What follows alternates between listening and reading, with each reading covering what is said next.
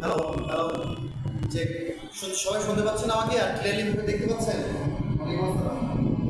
কি বলছেন? অন্তরা ম্যাডাম, আচ্ছা অন্তরা ম্যাডাম, এই যে আপনারা হচ্ছে আমাকে ইয়ের নাম্বারটা দিবেন না? ওই আপনাদের যে ঠিকানাটা, ওটা তো আমাকে একটু পাঠানো লাগবে, তাই না? না পাঠালে আমি কীভাবে বুঝবো যে কই যাবে না যাবে? তো ওইটা আমার হচ্ছে যে এই যে মেসেঞ্জার, ওটা তো হবে। ডিটেলস ঠিকানাটা একটু লিখে দেবেন, আমি দেখি ব্যবস্থা করতেছি। ঠিক আছে, আমি তো সে গত সপ্তাহে আপনাদের সব কথাবার্তা এনে রেখে দিচ্ছি। ওকে, আজকে এই যে ভোট দিতে পারছেন, আজকে 30 তারিখ কোর্সটাও ওটা ক্লোজ করেন ম্যাডাম, আমাদের সব ক্লোজ করেন। আজকে হচ্ছে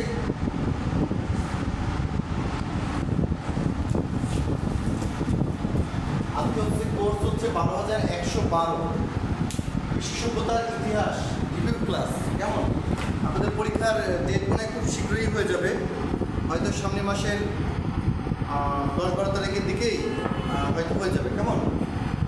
সময় খুব একটা বেশি নাই, এর মধ্যে আমাদের থিওরিগুলো কমপ্লিট করতে হবে এবং প্র্যাকটিক্যাল আর কিছু বাদ আছে সেগুলো কমপ্লিট করতে হবে। এই জন্য আপনাদের একটু এই কটা দিন একটু ক্লাস বেশি বেশি করতে হবে, আসলে উপায় নাই। ক্লাস বেশি কি কম করবেন এটা আপনাদের বিষয়, তবে আমার কাছে মনে হয় যে ক্লাস আপনাদের এই 8-10 তারিখ আসতে আসতে আপনাদের ন্যূনতম হচ্ছে 4টা থেকে 5টা ক্লাস দরকার, বুঝছেন? ন্যূনতম 4টা থেকে 5টা ক্লাস দরকার।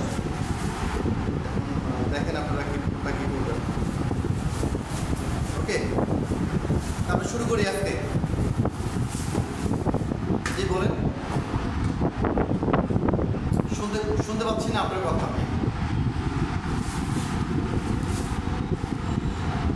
হ্যাঁ, আপনারা কোন জায়গায় নেবেন ঠিকানাটা দেবেন না?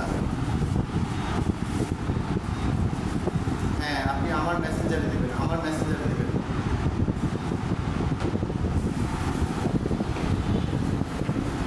আর রাস্তাকে একটা ফোন দিতে বলবেন আজকেই। আসি, মোটামুটি আল্লাহ ভরসা আসি। আমার যে টেনশন হচ্ছে আপনাদের পরীক্ষা নিয়ে, আর 10 থেকে 12 তারিখে যদি পরীক্ষা হয়, আপনাদের আমার ন্যূনতম 4টা ক্লাস দরকার আছে।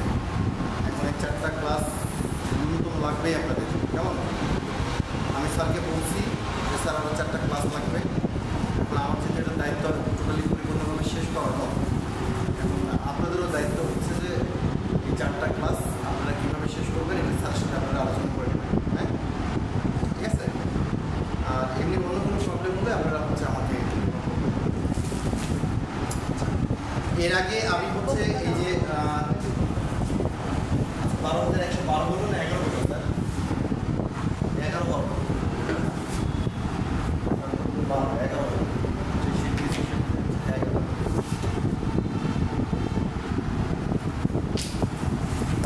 আমরা এর আগেও হচ্ছে মোটামুটিভাবে ধারণা পাইছি যে আপনারা প্রাগৈতিহাসিক শিল্পকলাটা কী, মিশরীয় সভ্যতা কী, মেসোপটেমীয় সভ্যতাটা কী, সিন্ধু সভ্যতাটা কী, Maurya, Greek, Roman, Latin American Maya সভ্যতা পড়াইছি, চীনা সভ্যতা সম্বন্ধে ধারণা হয়েছে, জাপানি সম্বন্ধে একটু ধারণা দেওয়া হয়েছে।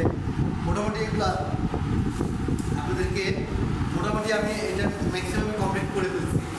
আমরা আজকে হচ্ছে মোটামুটি রিভিউ ক্লাসটা করবো এবং আপনাদের কাছ থেকে প্রশ্ন শুনবো এবং তার উত্তর আমি দেওয়ার চেষ্টা করবো। কেমন? এখন যে আপনারা আগে একটু বলেন যে আপনাদের এই যে 12,111 এই যে বিশ্ব সভ্যতা যে শিল্পের ইতিহাস, এটা মানে এটা আপনাদের কাছে এখন কী অবস্থা সেটা আগে আমার জানবো।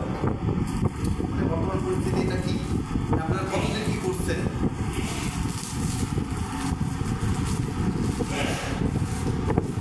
আপনারা একটু এক এক করে আমাকে একটু প্রশ্নগুলো করেন। আচ্ছা, আমি বলতেছি যে আজকে আমরা রিভিউ ক্লাস করবো বিশ্ব সভ্যতার ইতিহাস, সেটা হচ্ছে 12,111 নম্বর কোর্স।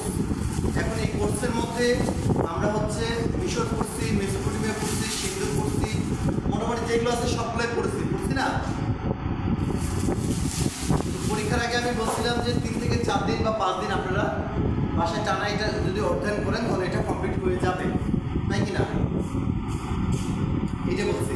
এখন এইটা বলার জন্যে আপনাদের যে এই সাবজেক্ট সম্বন্ধে যেগুলো আপনাদের প্রশ্ন আছে সেই প্রশ্নগুলো আপনাদের কাছ থেকে আমি নিতে চাচ্ছি। এখন আপনারা সেই প্রশ্নগুলো আমাকে করবেন, আমি তার একটা উত্তর দেওয়ার চেষ্টা করব। আচ্ছা, তাহলে একটু শুরু করেন আপনারা একটু।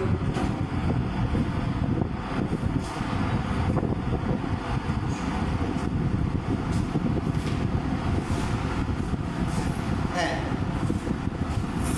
তা তো ঠিক আছে, কিন্তু হচ্ছে যে পড়াটার কী অবস্থা আপনাদের, আমি সেটা জানতে চাচ্ছি। মানে এই সাবজেক্ট পড়াটা আপনারা মানে কীভাবে করছেন, কতদূর করছেন, এটা একটু আমাকে জানান।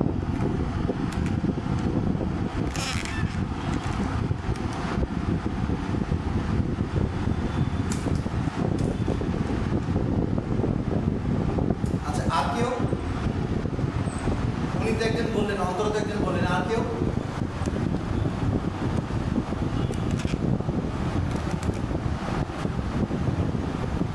শুরুতে এখনই বলবো। ওয়ালাইকুম আসসালাম, রাসেল। জি, ভালো আছি। আপনি হচ্ছে আজকে না, আজকে শুক্রবার তো, আজকে সবাই ভালো থাকবে। আপনি আপনার নাম্বার থেকে আমাকে একটা হচ্ছে নক দিয়ে রাখবেন। আপনার নাম্বারটা আমি সেভ করতে ভুলে গেছি। হ্যাঁ, আপনার নাম্বার থেকে একটা নক দিয়ে রাখবেন আমাকে, আর বিকালের দিকে একটা ফোন দেবেন আপনি, ঠিক আছে? আচ্ছা, আর কে কে আছে অনলাইনে? দুইজনকে পাইলাম। আর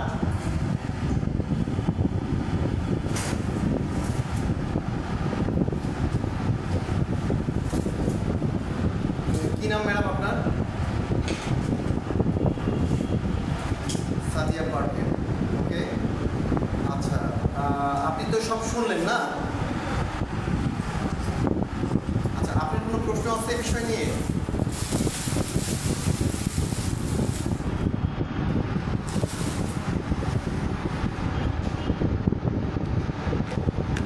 আচ্ছা, কিন্তু আমরা যে মোটামুটি হচ্ছে মোটামুটি যে আমরা করছি সেটা তো সবার মনে আছে, তাই না? আচ্ছা, হ্যাঁ হ্যাঁ, রিডিংটা করলেই হচ্ছে মনে বেশি থাকে, মুখস্থ করলে এটা মানুষ ভুলে যায়। এখন আপনাদের পরীক্ষা মেবি, ওটাই বলতেছি আপনাদের।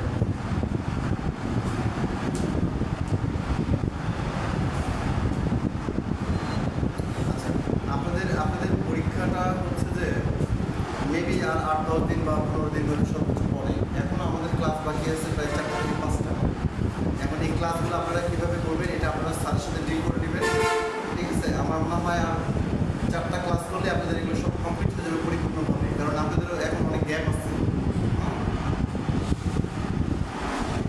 বলেন।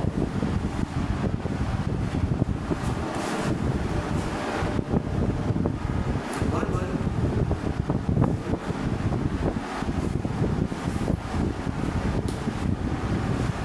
না না না না, ওখানে এগুলো জমা নিবে না। ওখানে হয়তো আপনাদেরকে কোনো কিছু করতে দিতে পারে, বুঝলেন? ওটা স্যার জানাবে। ওটা আপনাদেরকে,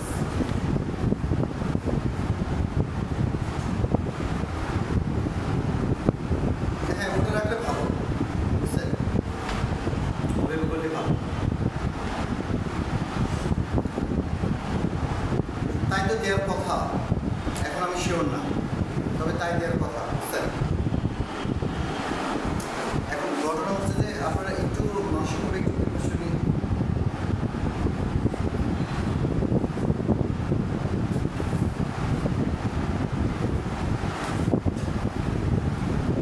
অত তো ঠিকই আছে, আমাদের কী হবে, এই যে পরিশ্রমটা এখন দ্বিগুণ করতে হবে। আর এই কদিন ওই যে বললাম আমার প্রায় আপনাদের 4টা ক্লাস দরকার। এই কদিন কীভাবে 4টা ক্লাস করবেন এটা আপনারা স্যারের সাথে আলোচনা করে ফিক্সড করে নিন। 4টা ক্লাস আপনাদের লাগবেই, বুঝছেন? আমি এতটুকু ইনশিওর করে দিতে পারি। এই কোটা যদি আপনারা করতে পারেন তাহলে আমি টোটাল আপনাদের প্রিপারেশনটা কমপ্লিট করে দিতে পারবো, কারণ এখন কিছু কিছু ক্ষেত্রে গ্যাপ আছে। ওকে, আচ্ছা, হ্যাঁ, এই জন্য আপনারা স্যারের সাথে একটু আলোচনা করে নিয়ে আপনারা ক্লাসগুলো একটু নিয়ে, এক্সট্রা ক্লাস যেগুলো থাকবে সেগুলো একটু নিয়ে নিন, কেমন? আচ্ছা, লাইনে আসি। আমরা এই যে এই সভ্যতাগুলো যে এর আগে পড়েছি বা এর আগে আপনাদেরকে সবাইকে আমি দেখিয়েছি, বোর্ডে লিখে লিখে দিয়েছি, তাই না? এই সভ্যতাগুলো আমরা কীভাবে পড়বো এবং পরীক্ষাতে আসলে আমরা কীভাবে লিখবো, 1 মার্কের জন্যে বা 2 মার্কের জন্যে বা 10 মার্কের জন্যে আমাদের কোনটা কীভাবে পড়তে হবে লিখতে হবে সেটা আমরা নিজেরাই ধারণা করে নিব। কেমন? এখন যে এই যে মিশর সভ্যতা সম্পর্কে পড়াইছি, আমি বলছিলাম যে মিশর যদি পড়তে হয় তাহলে কীভাবে কী পড়তে হবে একটু বলেন তো, একদিন শুনি আমি একটু।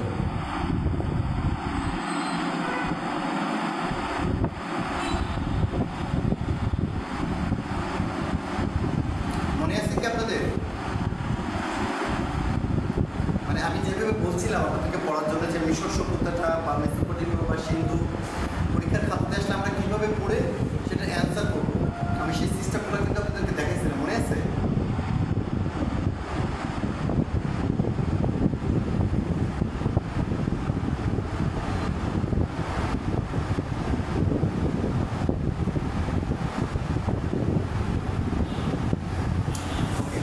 আমি তাহলে আরেকটু বোর্ডে চলে যাই।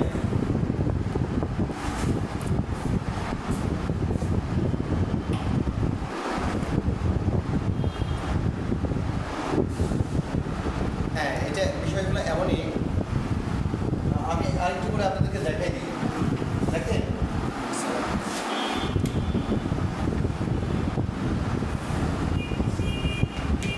হ্যাঁ, এখন যদি আমরা হচ্ছে সাপোজ মিশর নিয়ে পড়ি,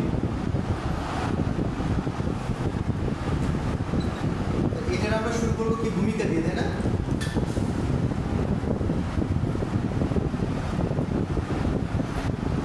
ভূমিকা দিয়ে শুরু করবো, ভূমিকা দিয়ে শুরু করবো। এর উৎপত্তি স্থল কোথায় কোথায় অবস্থিত, কত সনের দিকে এবং কোন জায়গায় বা কোন নদীর তীরে সেটা আমরা এখানে লিখবো ভূমিকাটা, ঠিক আছে? আমরা দ্বিতীয় পয়েন্ট লিখবো, আমরা একটা প্রশ্নটা বোঝার চেষ্টা করবো যে মিশর সভ্যতা সম্পর্কে যদি লেখা থাকে যে মিশর সভ্যতা সম্পর্কে আলোচনা করো, সভ্যতা সম্পর্কে, তাই না? তাহলে আমরা যে ভূমিকাতে যাব, ভূমিকাতে যাওয়ার পরে তারপরে এখানে লিখবো কি মিশরীয়, তারপরে লিখবো হচ্ছে ভূমিকা, ভূমিকার পরে হচ্ছে লিখবো সাহিত্য, সাহিত্য, তাই না? তারপরে আরটা কি বলেন তো?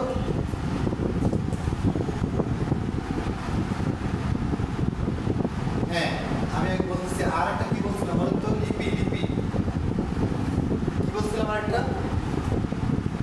কি সেটা? লিখন পদ্ধতি, রাইট রাইট।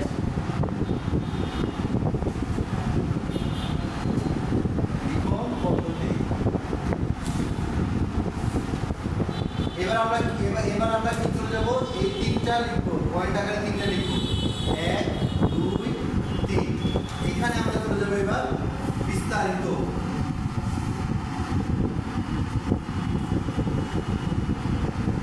এই বিস্তারিত গিয়ে লিখবো আমরা মিশরের সভ্যতা, মিশরের সভ্যতা সম্পর্কে বিস্তারিত নিচে আলোচনা করা হলো। এখন এই যে এই আলোচনাটা যে আমরা করবো, এটা কি বুঝতে পারছি আমি না? সবাই লিখতেছেন এটা? আচ্ছা, এটা আপনারা একটু লিখে দেন, তারপরে আমি একটু বুঝাই দিই। আমি এখানে লিখলাম হচ্ছে মিশর সভ্যতা সম্পর্কে, ধরেন একটা প্রশ্ন আসলো, মিশর সভ্যতা সম্পর্কে আলোচনা করো, তাহলে উত্তরটা আমরা কিভাবে লিখবো? প্রথমে ভূমিকাতে লিখবো, ভূমিকাতে লিখবো যে এটা কোথায় অবস্থিত, কত সনে এবং কোন নদীর তীরে বা সমুদ্রের তীরবর্তী অঞ্চলে অবস্থিত সেটা আমরা উল্লেখ করবো। তারপরে উল্লেখ করবো যদি এই সাহিত্য থাকে, সাহিত্যের একটা নাম দিয়ে 1 লাইনে ছেড়ে দেবো বা 2 লাইনে লিখবো। তারপরে লিখন পদ্ধতি সম্পর্কে আমরা 1 বা 2 লাইন লিখবো, ঠিক আছে? লেখার পরে আমরা চলে যাবো এবার বিস্তারিত।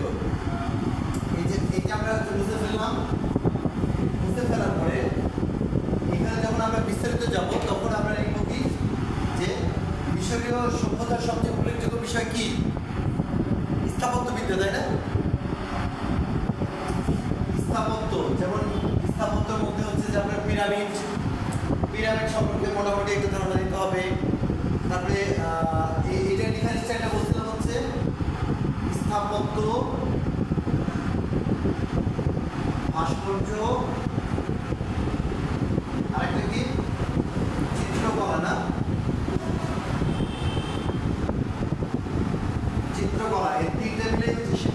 যাই হোক, এখন স্থাপত্য যদি আমাদের এখানে সবচেয়ে গুরুত্বপূর্ণ জিনিস হচ্ছে স্থাপত্য আছে, ভাস্কর্য আছে, তাই না? এখন যখন আমরা লিখবো যে বিশ্বের সভ্যতা সম্পর্কে লিখছি, এখন এই সভ্যতার তো একটা অংশ হচ্ছে স্থাপত্য, আর একটা অংশ ভাস্কর্য, চিত্রকলা একটু কম আছে না?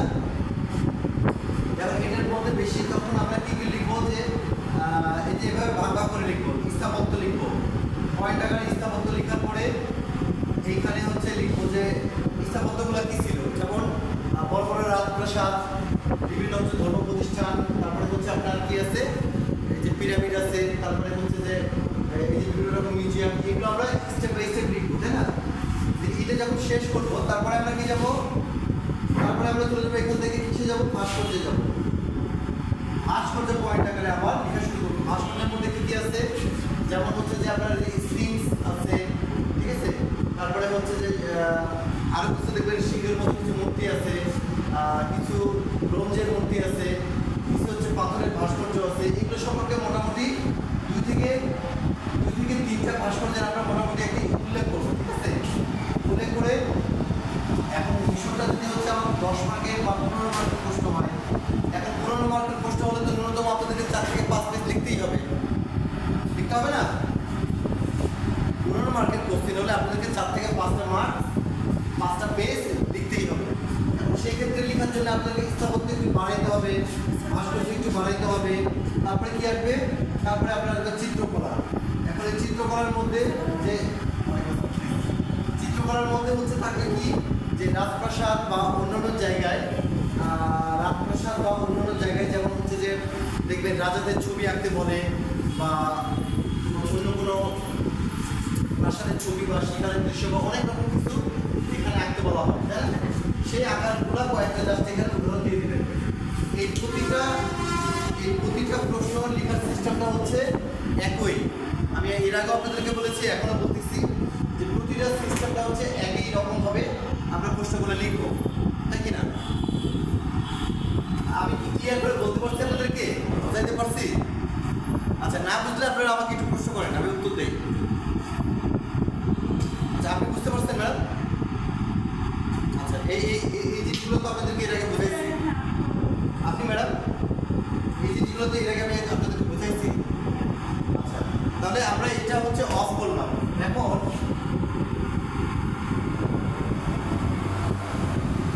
এখন বিপদ হচ্ছে যে অনুরূপভাবে যদি হচ্ছে আমাদের এই যে প্রাগৈতিহাসিক আসে, প্রাগৈতিহাসিক মানে কি?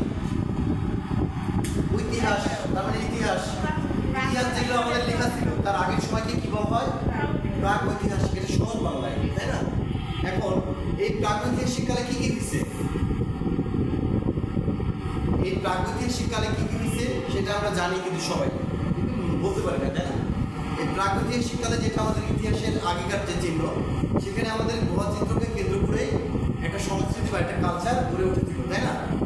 যেমন হচ্ছে যে মানুষ তো আগে হচ্ছে যে বিক্ষিপ্ত হয়ে বিভিন্ন জায়গায় হচ্ছে কি বসবাস করে থাকতো, তখন তারা চিন্তা করলো কি যে আমরা একসাথে থাকবো, তাই না? একসাথে থাকলে তো একটা সমাজ তৈরি হয়। এখন ম্যাডাম আমরা রাখেন সব রেখে একটু থিওরিক্যাল দিকে একটু মনোযোগ দেন। আচ্ছা, এখন এই একসাথে থাকতে গেলে তো একটা সমাজবদ্ধ গোষ্ঠী তৈরি হয়। তারপর তাদের কি হয়, তাদের থাকার জন্য একটা টেনশন হয়, তাদের খাওয়ার জন্য একটা টেনশন হয়, তাদের হচ্ছে শিকার করার জন্য একটা টেনশন হয়। এই বিভিন্নগুলো ভাগগুলো থাকে না, যে তারা যে চলাফেরা করবে, তাদের একটা বিভিন্ন পরিকল্পনা থাকে না। এই যে পরিকল্পনাগুলো যখন করে তারা একসাথে বাস্তবায়ন করছে, সেটাই কি হিসাবে দেখছি এখানে? প্রাগৈতিহাসিক যুগের শিল্পকলা হিসেবে আমরা দেখতে পাচ্ছি। এখন প্রাগৈতিহাসিক যুগের যত শিল্পকলা তার ম্যাক্সিমাম নিয়ে হচ্ছে আপনার কি গুহা কেন্দ্রিক। যেমন মানুষ প্রথমে গুহা চিত্রে ঘুমানোর চেষ্টা করে, যখন দেখতেছে যে বাইরে ঘুম আসলে রোদ বৃষ্টি বিভিন্ন রকম হচ্ছে চাপ, সামাজিক চাপ থেকে তারা রক্ষা পাচ্ছে, তখন তারা একটা আশ্রয়ের জন্য গুহা চিত্রে থাকা শুরু করলো। এভাবে থাকতে থাকতে তখন তাদের খাবারের প্রয়োজন হলো, খাবারের প্রয়োজনের জন্য তখন তারা কী করলো, শিকার করা শুরু করলো। এখন এই শিকার কিন্তু সবাই করতে পারে না, দু একজন আছে মাথায় ভালো বুদ্ধি আর ম্যাক্সিমাম জন্য মানুষ তখন বুদ্ধি নাই, তখন তার মানুষ বুঝতো না আগুন কীভাবে জ্বালাতে হয়, সেটাই তারা জানে না। তার আগে অবশ্য আগুন আবিষ্কার হয়ে গেছে, ওই সময় আগুন আবিষ্কার হয়ে গেছে। তো প্রথম দিকে যখন আগুন আবিষ্কার হয়নি তখন তারা কি করলো, তখন হচ্ছে যে প্রথম দিকে শিকার করার জন্য গুহা চিত্রে এই যে তীর ধনুকের ছবি, বল্লমের ছবি, চাকুর ছবি, বিভিন্ন পাথর দিয়ে যে বিভিন্ন রকম অস্ত্র তৈরি করা হয় সেটার ছবি, এইভাবে ছবি তৈরি করে হাতের ছাপ, পায়ের ছাপ, বা একটা হরিণের কোন জায়গায় মাল দিয়ে হরিণটা মারা যাবে, বা বন্য প্রাণীদেরকে কোন জায়গায় আঘাত করলে সেটা দ্রুত শিকার করা যাবে, এইভাবে তারা হচ্ছে প্ল্যান প্রোগ্রাম করতে থাকে। এবং যারা নিউ কামান, যারা হচ্ছে জানে না শিকার করতে বা শিকার করতে চায়, তারা তাদেরকে এইভাবে হাতে কলমে শিক্ষা দেওয়া হয় এবং সেখান থেকেই হচ্ছে এই যে শিল্পকলার উদ্ভব হয়। হ্যাঁ, এই সেখান থেকেই হচ্ছে শিল্প আকারটা ধারণ করে। যেমন হচ্ছে যে আপনার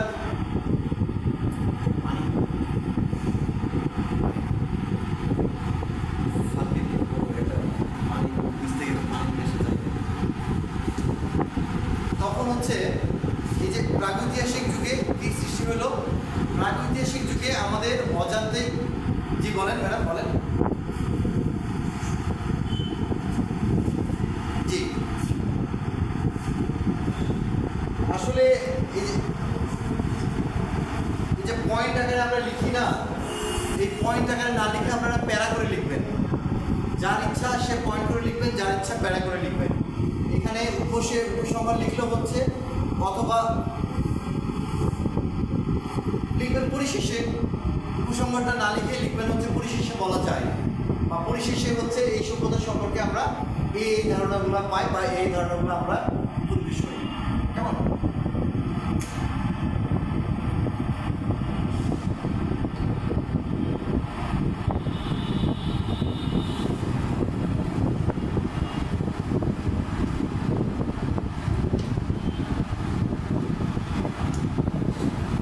প্রাগৈতিহাসিক যুগে তাহলে আমরা মোটামুটি কী ধারণা পাইলাম, যে প্রাগৈতিহাসিক যুগের শিল্পকলা কই থেকে শুরু হয় ম্যাডাম?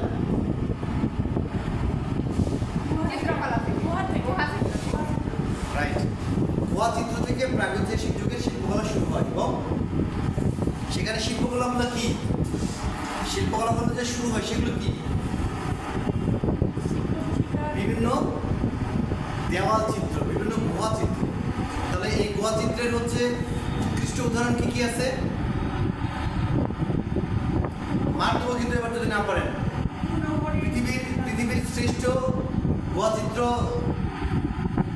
কোথায় আছে?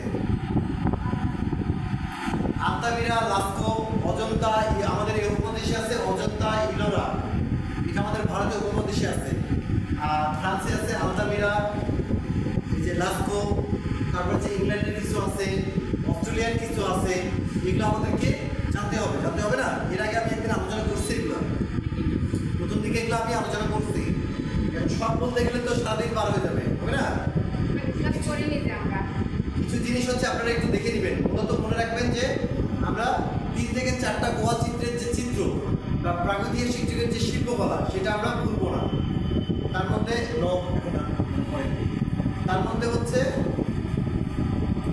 কি কি আমরা জানলাম, যে গুহা চিত্রের মধ্যে হচ্ছে শিকারের দৃশ্য থাকে, তাই না? হাতের ছাপ থাকে, তারপরে হচ্ছে যে হরিণের ছবি থাকে, বিভিন্ন অস্ত্রশস্ত্রের ছবিগুলো থাকে। এগুলো কীভাবে আঁকা হয়েছে? বাইসনের ছবি থাকে, হ্যাঁ হরিণের। এগুলো কীভাবে আঁকা হয়েছে? তখনকার মানুষজনের শিল্পকর্মগুলো কিন্তু আবার নান্দনিক ছিল না, তখন ছাপচিত্রটাই বেশি ছিল, তাই না? তখন কি হাত এভাবে রাখতো, হাত রেখে হাতের চারি সাইড দিয়ে হাত ঘোরালে যে ছাপটা হতো সেটাই হচ্ছে হাতকে বোঝানো হতো। এই যে এই শিল্পকর্ম, এখন প্রশ্ন যদি আসে যে প্রাগৈতিহাসিক যুগের শিল্পকলা, এখন প্রাগৈতিহাসিক যুগের শিল্পকলা নিয়ে যদি আমরা লিখতে যাই, আমরা লিখবো, সবই লিখবো, কিন্তু চলে যাবো আস্তে আস্তে গুহা চিত্রের আলোচনা শুরু করবো। তখন কিন্তু হবে না, তাই না? তখন কিন্তু হবে না। আমাদের প্রশ্নটা কি?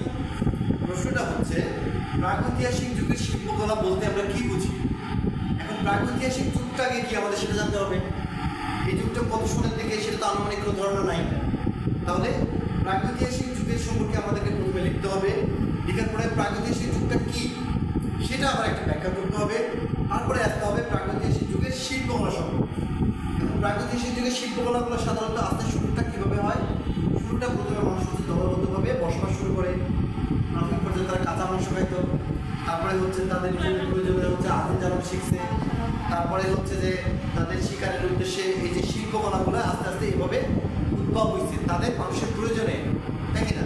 তাদের প্রয়োজনে না, তাদের প্রয়োজনে হচ্ছে শিকারের সিস্টেমগুলো তারা এক এক করে আপডেট করতে থাকে। বিধায় তারা স্টেপ বাই স্টেপ এই যে বিভিন্ন গুহাচিত্রে তাদের যে শিল্প মনোভাবটাকে এই গুহাচিত্রে ফুটিয়ে তোলা হয় এবং ফোটানোর পরেই হচ্ছে মানুষ কিছু কিছু সভ্যতার দিকে আগাতে থাকে। তার মানে তারা যুগটাকে আগায় নিল না। এখন ধরেন কেউ থাকতো বেড়ার বাড়িতে, সেই বেড়ার বাড়ি ভেঙে একটু পাকা দালান দিচ্ছে, আবার পাকা দালান দিয়ে বিল্ডিং দিচ্ছে, স্টেপ বাই স্টেপ।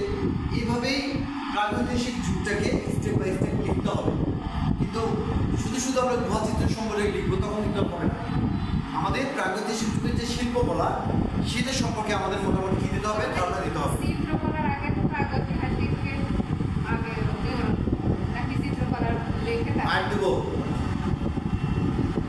প্রাগৈতিহাসিক যুগের শিল্পকলা সম্পর্কে যখন আমরা আলোচনা করছি, এই সময় চিত্রকলা কি, ভাস্কর্য কি বা অন্য কি, এটাকে আপনি ভাগ করতে পারবেন?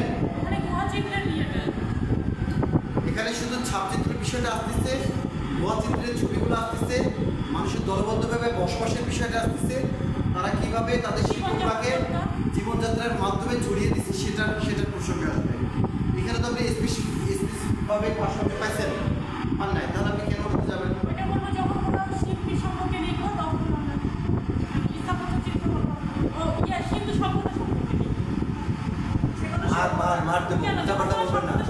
সভ্যতা সম্পর্কে কিন্তু আবার এই শিল্পী সম্পর্কে কেন আমাদের এই যে আমি যেটা বুঝালাম, প্রাগৈতিহাসিক বুঝালাম, মিশর বুঝালাম, মেসোপটেমিয়াও কি একই। মেসোপটেমিয়ার মানে মূল স্থানটা কোথায়? ইরাকে, তাই না? ইরাকে। কিন্তু এই মেসোপটেমিয়ার সব জাতিগুলো কোথাকার? মেসোপটেমিয়ার মূল সভ্যতাটা কি হচ্ছে? জাতি নিয়ে। মিশরেরটা কি হচ্ছে? মিশরেরটা বিভিন্ন জ্যামিতিক নকশা, পিরামিড, ভাস্কর্য। হ্যাঁ, মিশরেরটা দেখবেন যে হচ্ছে যে সাহিত্য আছে ওদের মধ্যে, মানে নাটক টাটকের যে বিষয়গুলো, আবার আসছে কি ভাস্কর্য আসছে, আবার আসছে স্থাপত্য আসছে, মানে তারপরে আসছে জ্যামিতিক যে বিষয়গুলো, ত্রিভুজ যে ব্যাপারগুলো, টোটালটা এটা জ্যামিতি থেকে আসছে। আমাদের যে অঙ্কটঙ্ক যে ম্যাথগুলো করি আমরা, টোটালি হচ্ছে মিশর থেকে আসছে। কেমন? এটা আমরা ভুলে গেলে চলবে না। জ্যামিতি বা অঙ্কের সব কিছু আসছে মিশর থেকে, ঠিক আছে? মিশর থেকে আসছে। তাহলে আমরা হচ্ছে মিশরটা পাচ্ছি, হচ্ছে ভাস্কর্য পাচ্ছি, স্থাপত্য পাচ্ছি, আবার সাহিত্য পাচ্ছি, আবার লিখন পদ্ধতির নামও পাচ্ছি, সবই পাচ্ছি না? আচ্ছা, আরেকটা পাচ্ছি হচ্ছে যে মেসোপটেমিয়াটা কি? মেসোপটেমিয়া হচ্ছে বিভিন্ন যাযাবর জাতি, বিভিন্ন জাতি এবং এই জাতির কিছু ঘটনা নিয়ে টোটালি হচ্ছে মেসোপটেমিয়ার সভ্যতা। এই মেসোপটেমিয়ার মধ্যেও কিন্তু লিখন পদ্ধতি আছে। লিখন পদ্ধতির নাম কি? ইউনিফর্ম না হায়ারোগ্লিফিক, রাইট? এ তো মনে আছে আপনাদের। তাহলে এই মেসোপটেমিয়াটা হচ্ছে বিভিন্ন যাযাবর জাতি নিয়ে এই সভ্যতাটা মনে হচ্ছে গড়ে উঠছে। তার মধ্যে হচ্ছে ব্যাবিলনীয় জাতি, কেলিডীয় জাতি, অ্যাসিরীয় জাতি, তাই না? এভাবে বিভিন্ন যাযাবর যে জাতিগুলো আছে, এই জাতিগুলোর বিভিন্ন জীবনযাত্রার যে ধারা, সেটাই হচ্ছে মেসোপটেমিয়ার সভ্যতা, তাই না? এখন এই তিনটে সভ্যতা বললাম, তিনটে তো মোটামুটি মনে আছে তো নাকি? আপনার মনে আছে তিনটে যে বললাম, তিনটে কী কী ধরনের? মিশর, মেসোপটেমিয়া, প্রাগৈতিহাসিক আসে। এটা কিন্তু খুব ইজি বিষয়। আপনারা আমার মাথাটা খারাপ করে দিচ্ছেন। 5 দিন করলে যায় না, 10 দিন বড় লাগে এটা। আমি এতে বলি, দেখেন মিশরটা হচ্ছে এখানে হচ্ছে আসছে কি শিল্প আসছে না, শিল্প প্লাস ভাস্কর্য, শিল্পের মধ্যে তো ভাস্কর্য, স্থাপত্য, এটি সবই আছে। তারপরে আসছে লিখন আছে, লিখন পদ্ধতি আছে, সাহিত্য আছে, আছে না? আর শিল্পকলার মধ্যে তো ভাস্কর্য, স্থাপত্য, চিত্রকলা সবই আছে। তাহলে এই মিশরের মধ্যে সব আছে। মেসোপটেমিয়া যখন যাচ্ছি তখন কি হচ্ছে, শুধু লিখলাম মেসোটার মধ্যে আমাদের যাচ্ছে হচ্ছে বিভিন্ন যাযাবর জাতি, যাবো কেন আমাকে বলেন তো? আর প্রাগৈতিহাসিক কি বললাম? এই যে প্রাগ লিখলাম, প্রাগৈতিহাসিক কি বললেন? ইতিহাস কি? প্রাগ কি? প্রাগ তো পূর্ব, ইতিহাস পূর্বে। আচ্ছা, তারপর হচ্ছে ভূচিত্র, তাই না? তারপরে বসবাস, একজনের বসবাস যে করে। হ্যাঁ, এই কটা বিষয় তো। এই তিনটা জিনিস তো ভুল হওয়ার কথা না, ভুল হওয়ার কথা। এই তিনটা জিনিস আমাদের হলো। এবার 4 নম্বরে আমরা যাবো কি? 4 নম্বরে যাবো হচ্ছে সিন্ধু। সিন্ধুটা কি? সিন্ধুর কি লিখন পদ্ধতি আছে? নাই।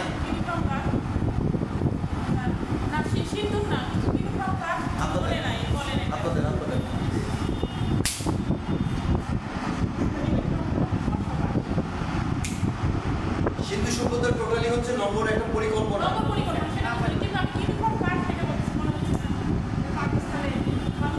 আবার কি হয় পাকিস্তানে? হায়ারোগ্লিফিক কার? তাহলে কিউনিফর্ম কার? মিশরের। আর হবে কখনো দুইটা জিনিস।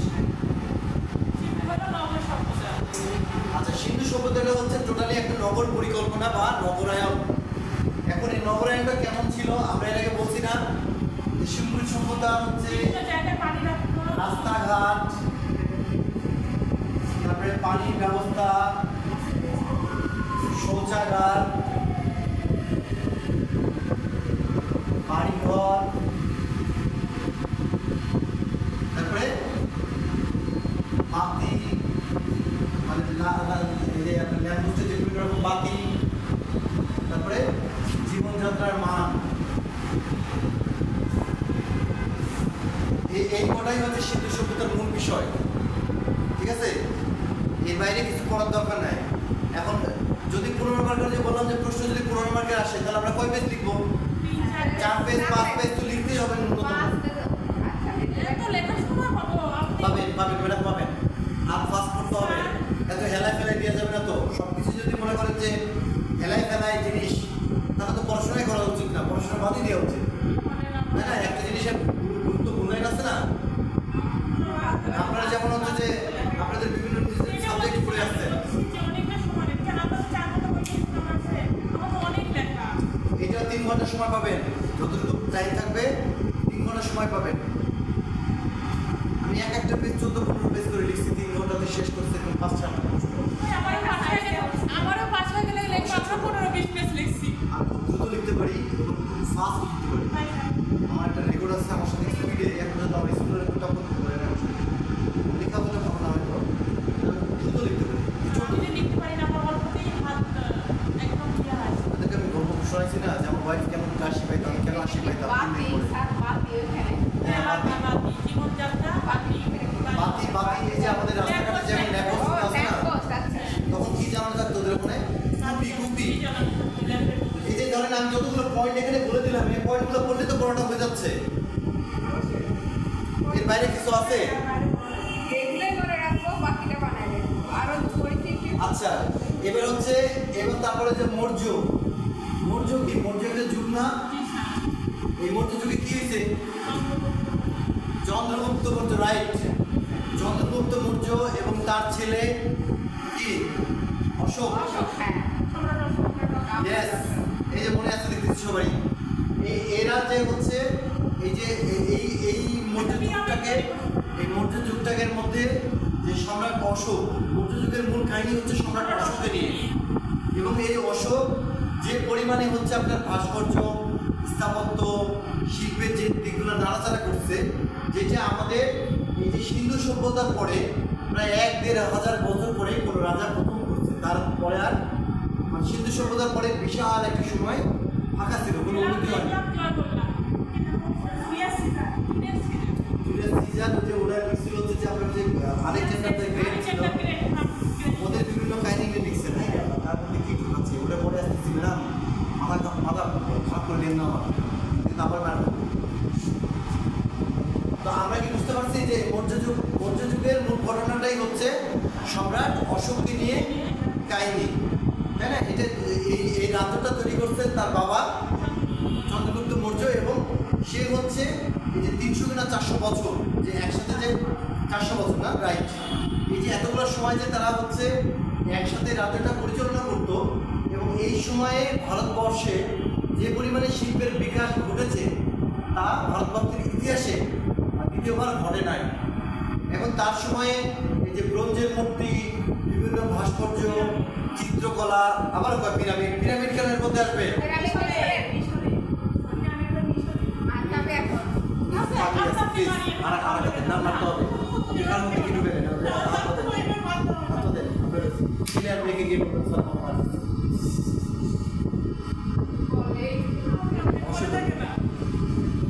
আমি বলেছি মৌর্য এর মধ্যে মিশর নিয়ে চলে আসছে, তাতে পরীক্ষার হলে ভুল করবেন।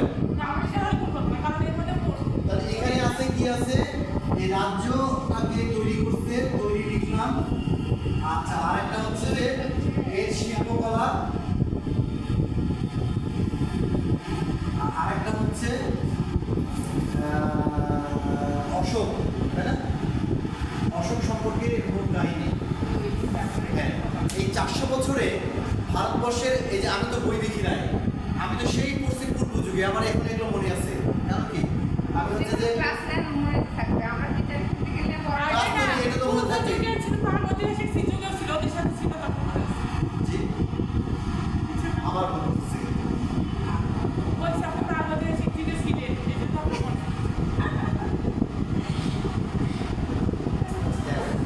এখানে মূল বিষয়টাই হচ্ছে এই যে 400 বছর, এই যে ভারতবর্ষের যে এত উন্নতি, এই যে আমাদের এখন যতগুলো এই যে প্রাগৈতিহাসিক যুগের কিছু জিনিসপত্র দেখেন না, 3000-4000 বছরের যে পুষ্টিপত্রের মূর্তি, হ্যাঁ, এগুলো কিন্তু প্রতিটা রিলেটেড, একটির সাথে আরেকটা রিলেটেড। এর মধ্যে যে পাল যুগ আছে, সেন যুগ আছে, আর বিভিন্ন রকম রাজ্য সংগঠিত হয়েছে, কিন্তু এই মৌর্য যুগের মতন গোটা পৃথিবীতে এত বিস্তার আর কোনো যুগে হয়নি। থাকবে কোনো যুগে হয়নি। এর মূলেই ছিল হচ্ছে সম্রাট অশোক এবং তার আমলে যে শিল্প চর্চার ব্যাপক প্রভাব, যেটা মানে গোটা বিশ্বে আলোড়ন তৈরি করেছিল।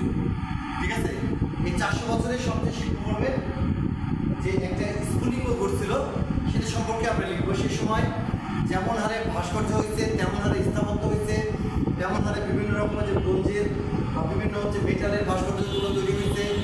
তারপরে হচ্ছে সেই সময় চিত্রকলা, মানে টোটালি হচ্ছে শিল্পকলার একটা কী ছিল, শিল্পকলার একটা বিস্ফোরণ ছিল। আপনাদের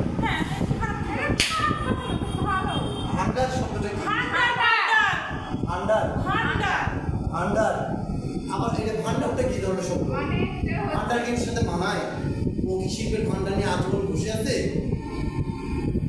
হ্যাঁ, শিল্পটা সে আমলে তৈরি হয়েছে। এইসব শব্দগুলো লিখে খাতাতে ভুল করবেন না। এই যে মানবাজে দিচ্ছি মনে থাকবে, উল্টাপাল্টা কোনো শব্দ লিখবেন না। বানিয়ে হাজার লিখবেন, কিন্তু উল্টাপাল্টা শব্দ লিখবেন না। কি বললো ভান্ডার? ভান্ডার শব্দটা কি রে ভাই? আমি এই যে 20 বছর থেকে পড়ে আসতেছি, ভান্ডার আজকে আপনার মুখ থেকে প্রথম শুনলাম। শব্দ শুনছি, কিন্তু শিল্পকর্মের সাথে যে ভান্ডার বসাতে হয় এটা জানতাম না। তাহলে আমরা কি দেখেন, কি বললাম, প্রাগৈতিহাসিক মিশর, মেসোপটেমিয়া, সিন্ধু। এবার আসবো হচ্ছে তারপরে কি আছে,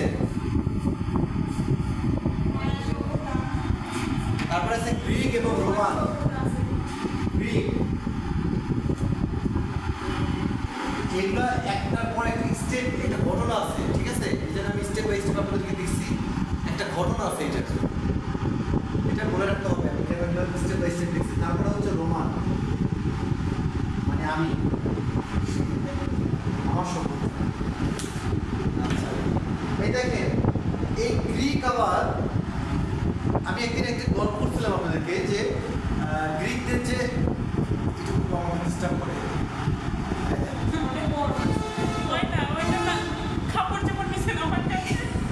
তারপরে যে মনে রাখতে হচ্ছে তার একটা কাজ করে।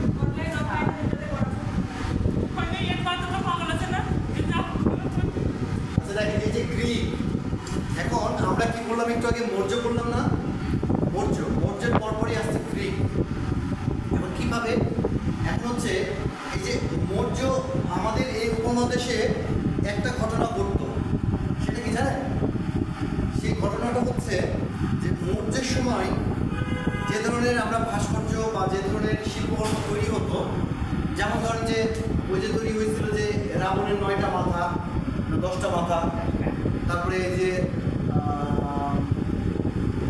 দুর্গার বেশ কিছু হাত, বা এরকম আরও বিভিন্ন রকম ভাস্কর্য আমরা দেখছি।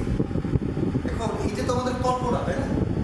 এই কল্পনা জিনিসটা ওরা হচ্ছে কি করতো, এই যে গ্রিকরা অনুকরণ করতো, ঠিক আছে? কল্পনা জিনিসটা গ্রিকরা হচ্ছে অনুকরণ করতো, কিন্তু গ্রিকরা আবার এই কল্পনা শক্তিকে আঁকতো না, কিন্তু ওরা আবার মৌর্যকে ফলো করতো।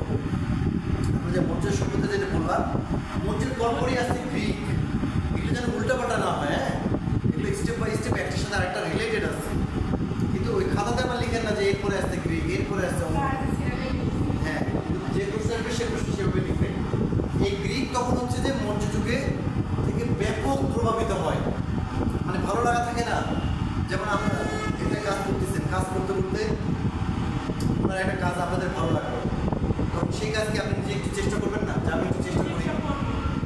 এই যে ভালো লাগার যে ব্যাপারটা, এই মৌর্য যুগ থেকে হচ্ছে গ্রিকরা ব্যাপক একটা উৎসাহ, একটা উদ্দীপনা, নতুন কিছু শেখার চেষ্টা এবং হচ্ছে শিল্পের যে একটা বিস্ফোরণ ঘটছিল ওই সময়, তারা হচ্ছে এই জিনিসটা তাদের মধ্যে নেওয়ার চেষ্টা করে, এবং সেক্ষেত্রে তারা এই মৌর্য যুগকে হচ্ছে ফলো করে। কিন্তু তারা কি করে, তারা কিন্তু 10টা মাথা রাখে না, তারা একটা ফিগারকে আঁকে, কিন্তু ফিগারের ডিটেইলিং আঁকে। যেমন এই যে আমি আছি, আমার যে জামার ভাঁজগুলো কীভাবে হয়েছে, ভাঁজগুলো যেমন যে একটু মোটা, কোনো একটু চিকন, কোনো একটা যে এইদিকে ডার্ক করছে, এদিকে লাইট করছে, একটু ডিটেইলিংভাবে তারা হচ্ছে কাজগুলো করে, ঠিক আছে? গ্রিক মূলত হচ্ছে গ্রিক সভ্যতা যে ঘটনাটা ঘটছে, গ্রিক সভ্যতাটা হচ্ছে ছোট ছোট ক্ষুদ্র কিছু রাষ্ট্র নিয়ে গ্রিক সভ্যতা গঠিত। ছোট ছোট অনেক রাষ্ট্র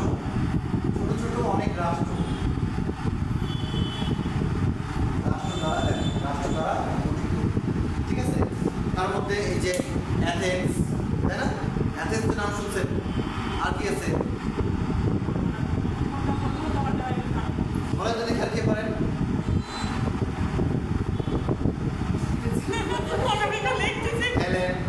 অ্যাথেন্স, আর এরকম অনেকগুলো নাম আছে, সংক্ষেপে বলি পিওকে আছে। তারপরে না, ওইটা আপনাদের লিখতে হবে না। এটা টোটালটাই হচ্ছে সমুদ্র তীরবর্তী অঞ্চলে অবস্থিত গ্রিক, এবং এটা বর্তমান শহর যে গ্রিসের রাজধানীর নাম কি?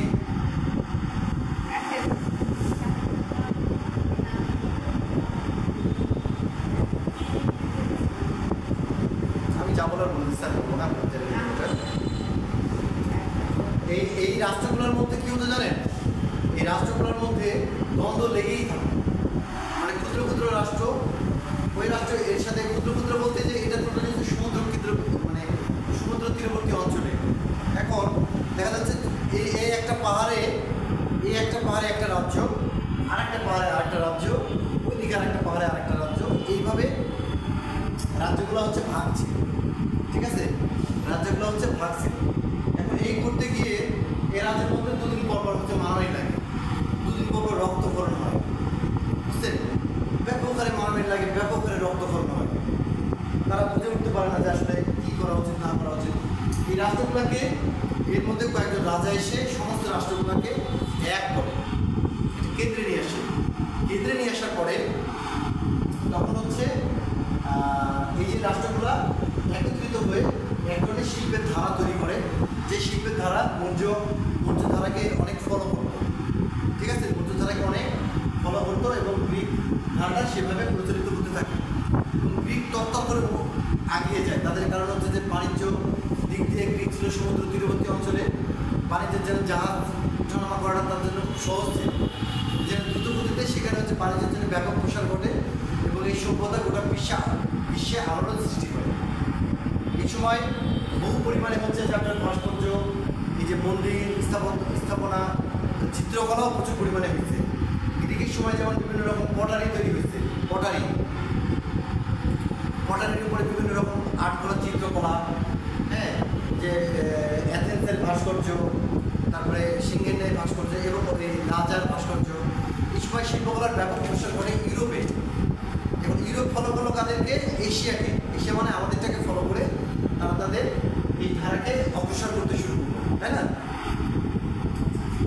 এইভাবেই তাদের ধারাটা চলতে থাকে। আলেকজান্ডার দ্য গ্রেট থেকে শুরু করে সবাই সকল কী হয়, এই ধারাকে ব্যাপক পরিমাণে আগিয়ে নেয়, তাই না? চিনেন আলেকজান্ডার দ্য গ্রেটকে? আমার খালু আছে, প্লেটো আছে, প্লেটো, আমার চাচা, আর একজন হচ্ছে যে রূপা।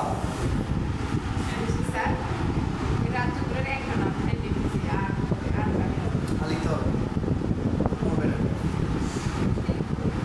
এলেন আছে। আচ্ছা, লিখতে হবে না, বললাম লিখেন না, এগুলো মেলাগুলো আছে।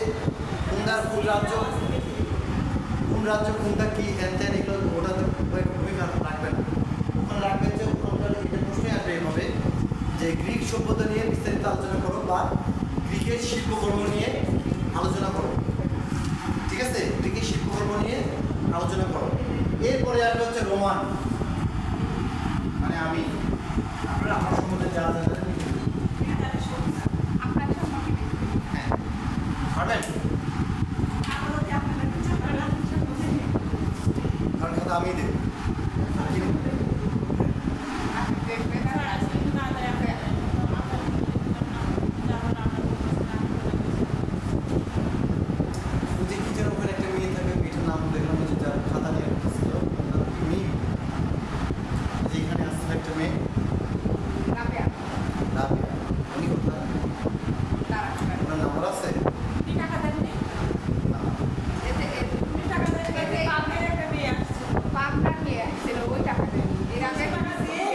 আপনার কি আসার কথা ছিল ম্যাডাম?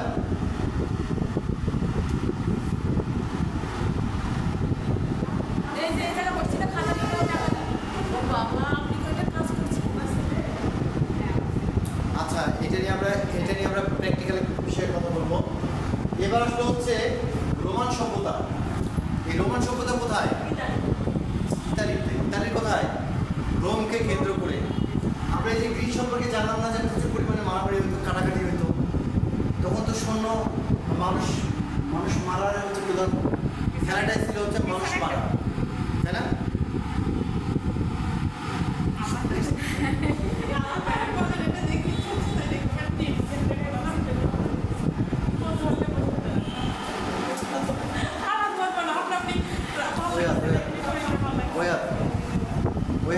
আপনি আমার বর্তমান কেন বলছেন?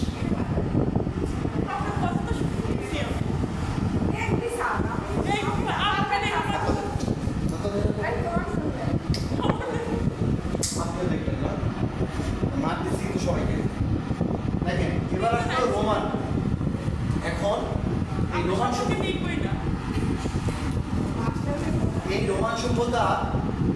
সভ্যতা কিভাবে, কোথায়, কিভাবে হচ্ছে যে এই যে অ্যাটাক হলো বা উন্নতি সাধন হলো বা এটা টোটালি হচ্ছে গ্রিককে ফলো করতো। এর যে শিল্পকর্মগুলা, এই টোটাল যে শিল্পকর্মগুলা টোটালটাই হচ্ছে ফলো করতো কাকে? গ্রিকের পরবর্তী ভার্সন বলা হয় রোমান সভ্যতাকে। বুঝছেন? পরবর্তী ভার্সন বলা হয় হচ্ছে রোমান সভ্যতাকে। কারণ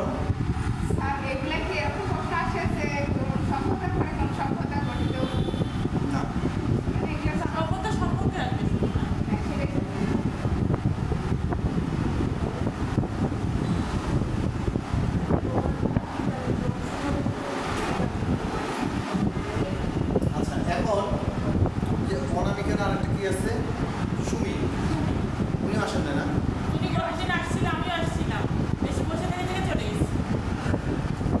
এখন এই রোমান সভ্যতা ফলো, আমি এই যে এগুলো বোঝাচ্ছি কেন আপনাদেরকে, জীবনে কোনোদিন ভুল হবে না। যখন পড়তে যাবেন না তখন আমার কথা মনে হবে যে পড়াগুলা এইভাবে সহজ করে ওখানে দেখবেন যে 10 পেজ পড়া, 10 পেজ পড়া, কিন্তু আমারটা যখন মিলাবেন তখন দেখবেন 1 থেকে 1.5 পেজ পড়ে যাবে।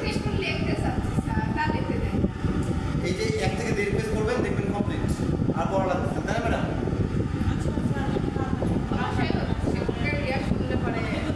স্যার আমাকে অনেক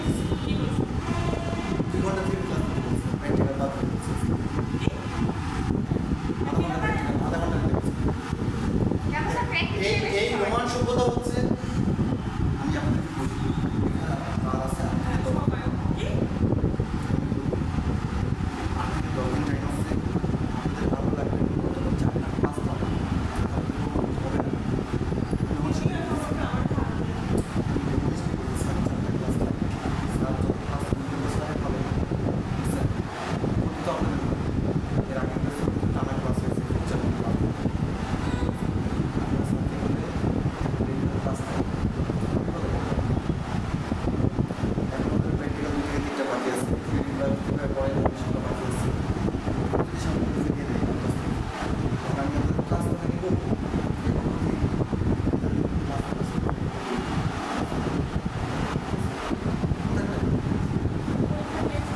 আপনাদের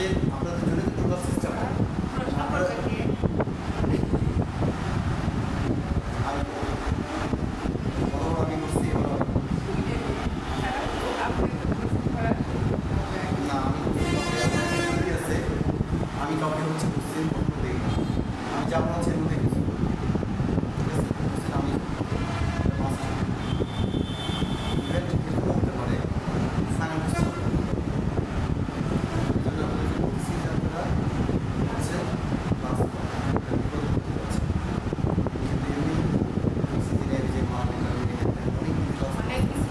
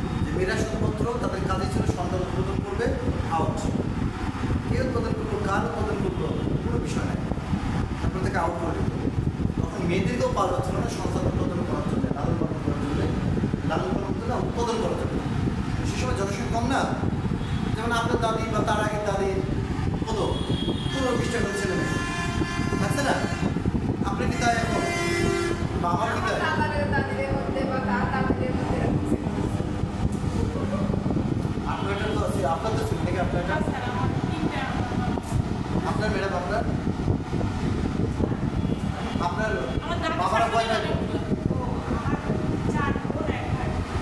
চারটা পাঁচটা হবে না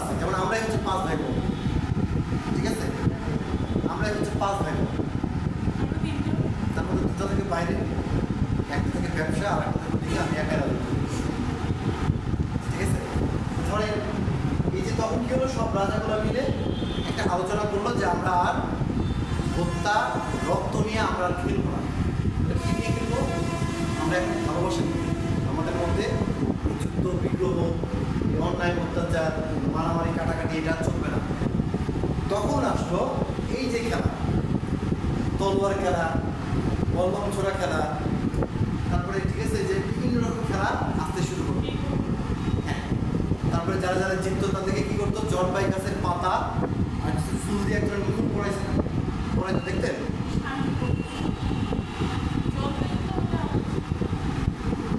বিভিন্ন রকম পাতাটাতে এক ধরনের ফুল বানিয়ে তারা মাথাতে, তখন থেকে এই যে অলিম্পিক খেলার প্রচলন হয়, তখন এই যে স্টেডিয়ামটা তৈরি হয় এবং আনুষঙ্গিক বিভিন্ন রকম মানুষের মধ্যে সক্রিয়তা তৈরি হয়ে আসে এবং সেটা ব্যাপক হয়। ধীরে ধীরে মানুষ তার স্বাভাবিকভাবে ফিরতে শুরু করে, মানুষ স্বাভাবিক কালচারে ফিরতে শুরু করে। এই হচ্ছে মূলত ব্যাপার। আচ্ছা, আমরা ছোট্ট একটা বিরতি নিব, ছোট্ট একটা বিরতি নিব 10 মিনিটের। এসে আবার এই যে থিওরির যে আরও যে কিছু কিছু পার্ট আছে, ল্যাটিন আমেরিকা, মায়া সভ্যতা, চীনা, জাপানি, এটা দিয়ে আমরা এটা শেষ করব, কেমন? কিন্তু আমি বারবার বলতেছি, আমরা ক্লাসের যে ব্যাপারটা এটা অবশ্যই করবেন। আপনাদের 8 দিন আছে।